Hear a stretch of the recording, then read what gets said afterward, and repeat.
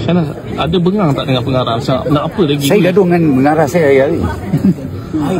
Saya gaduh dengan pengarah saya almost every fucking day. Apa yang Syahnas persoalkan? Saya akan persoalkan semua. Saya akan persoalkan semua sebab director saya seorang perfectionist. Jadi saya pula seorang yang saya nak lawan dengan dia je. Bukan saya macam mana, bukan create scene, tapi dia nak perfect, saya nak perfect daripada saya punya pemahaman. Bila you bagi I that character, let me build the character. You can write the character, but aku yang kena hidupkan character tu. I will question you why. If you can answer my question, definitely I will definitely ikut lah. Which is selalunya dia berjaya jawab, sebab tu lagi sakit hati lah kan. So bila kat situ, tapi when it comes to fighting, choreographing and all, dia perik sikit lah. Sebab we need to do more. Lebih kurang sebulan yang kata bapak yang terakhir tu untuk fight. Masa tu rasa macam mana Syahnas? Perit lah. Sebenarnya apa yang korang nampak tu, walaupun fight tu 30 saat, 1 minute, dia punya perit tu hanya kita je lah tahu.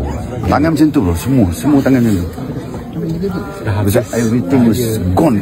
Tak macam bila cakap kita pun lambat gila kita punya reaction nak bercakap dengan orang. Was like, no, I don't want to talk to you. Tak ada siapa pun yang nak main sembang. Bro, mana ni? Okay, semua diam. Pandang je.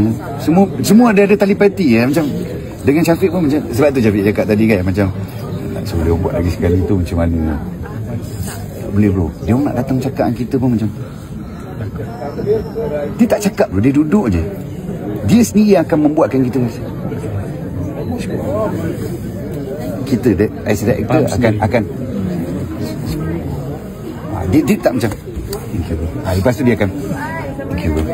Kita dah faham tu. So that's about it lah. Macam saya cakap, dia orang dua ni adalah adik saya walaupun di luar sekalipun. Jadi saya tak perlu untuk mencari chemistry untuk mereka dua tu. Sebab Syafiq macam mana sekalipun saya tetap ada belakang dia. Ni Syafiq Kyle saya bukan cakap nama dia Arif tadi tu.